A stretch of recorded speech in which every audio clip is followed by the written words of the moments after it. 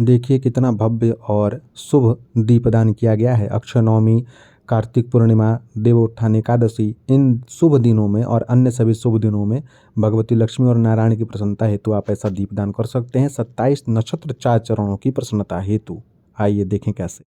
जय मां विंध्यवासिनी, हर हर महादेव। आप सभी का स्वागत है हमारे यूट्यूब परिवार में। कार्तिक शुक्ल पक्ष नवमी तिथि के दिन अक्षय नवमी अथवा आंवला नवमी का पर्व मनाया जाता है। इस दिन किया गया हर पुण्यात्मक कार्य आपको अक्षय फल प्रदान करने वाला होता है, इसलिए इस दिन की महत्ता अत्यंत ही विशेष है। हमें इस दिन प्रयास करना चाहिए कि भगवान लक्ष्मी नारायण के साथ अपने इष्ट अपने आराध्य की भी विशेष सेवा पूजा की जाए।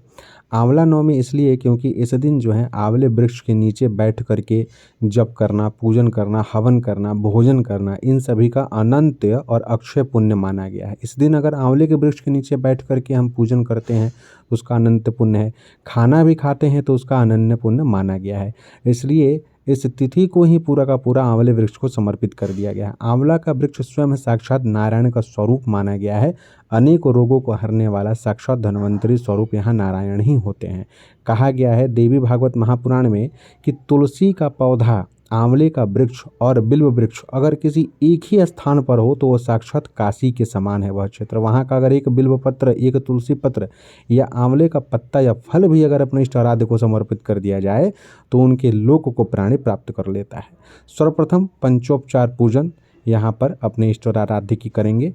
धूप दीप नैवेद्य पुष्प इत्यादि से सजा करके तब जा करके हम आंवले के फल से दीपदान की विधि करेंगे।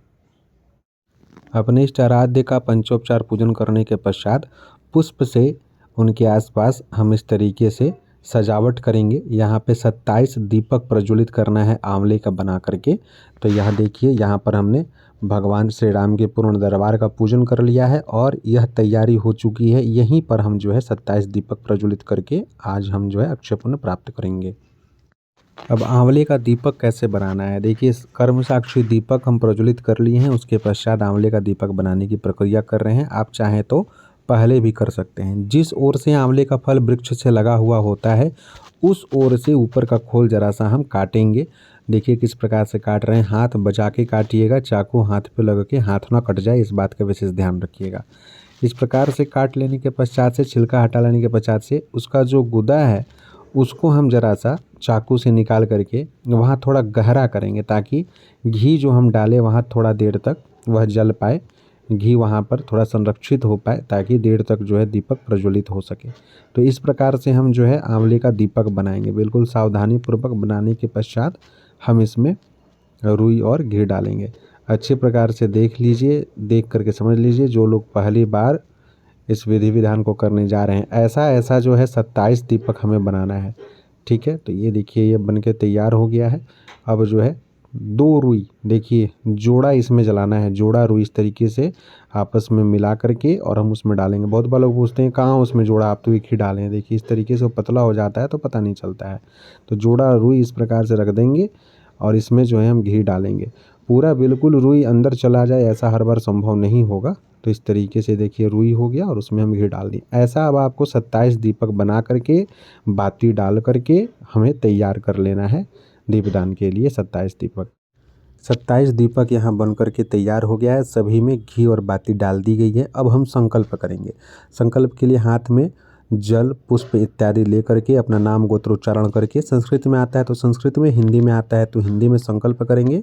तिथि इत्यादि बोल करके कि आज इस अक्षय नवमी की पुण्य तिथि पर भगवान लक्ष्मी नारायण की पूर्ण कृपा की प्राप्ति हेतु, अखंड लक्ष्मी की प्राप्ति हेतु, अक्षय पुण्य की प्राप्ति हेतु यथाशक्ति यथा बुद्धि 27 आंवला दीपों का दीपदान भगवान लक्ष्मी नारायण और अपने इष्ट आराध्य के सम्मुख करने का संकल्प लेता हूँ या लेती हूँ। हे लक्ष्मी नारायण, आप हमारी हर मनोकामना को पूर्ण करें, हम पर कृपा करें, लक्ष्मी की प्राप्ति हो, धन धान से हमारी वृद्धि हो, धर्म पथ पर हम सदैव चलें।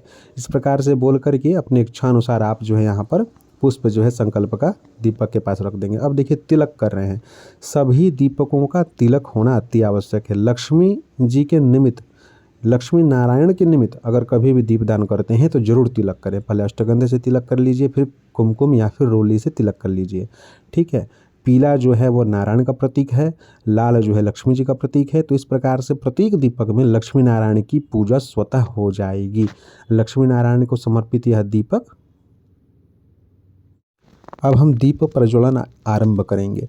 जिस क्रम में दिखाया गया है उस क्रम में हम नारायण का नाम लेते हुए, लक्ष्मी नारायण का नाम लेते हुए, उनकी स्तुति का पाठ करते हुए हम दीप प्रज्वलित करेंगे, या दीप प्रज्वलन का जो मंत्र है उसका पाठ करते हुए हम दीपक को प्रज्वलित करेंगे। दीप प्रज्वलन के पश्चात जो है भगवान नारायण के 16 नामों की स्तुति, उसका PDF का लिंक दे देंगे, उसका 16 बार पाठ करिए।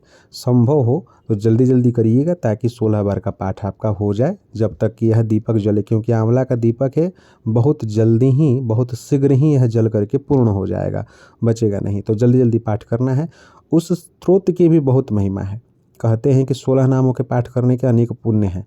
तो उसका जो पाठ है वह तीव्रतम हो, प्रयास करें कि 16 बार पाठ हो जाए। शाम के समय में यह दीपदान आपको करना है, अक्षय नवमी को, एकादशी को और कार्तिक पूर्णिमा को। देखिए कितना भव्य लग रहा है। इष्ट आराध्य के सम्मुख जब आप लक्ष्मी नारायण के सम्मुख इस प्रकार से सजा करके आप दीपदान करेंगे तो अवश्य नारायण प्रसन्न होंगे। दीपदान का तो महत्व कार्तिक के महीने में है ही, ऊपर से आंवले का दीप, अक्षय नवमी और ऐसा शुभ पर्व, तो सोचिए कितना पुण्य प्राप्त होगा।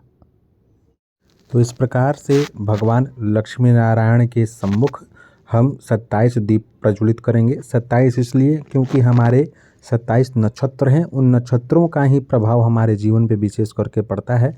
तो उन नक्षत्रों की शांति हो, नक्षत्रों के सभी देवी देवता प्रसन्न हो, उनकी भी कृपा हमें प्राप्त हो, और हमारे इष्ट आराध्य भी उस अनुसार व्यवहार करते हैं तो वो भी प्रसन्न हो। इसलिए 27 दीपक का ही दान अवश्य करें। अगर किसी कारणवश नहीं कर पाते हैं तो कम करें, लेकिन 27 दीपक हो तो अति उत्तम है।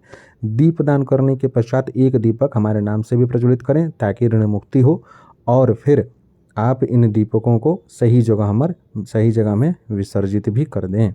जय मां विंध्यवासिनी। हर हर महादेव।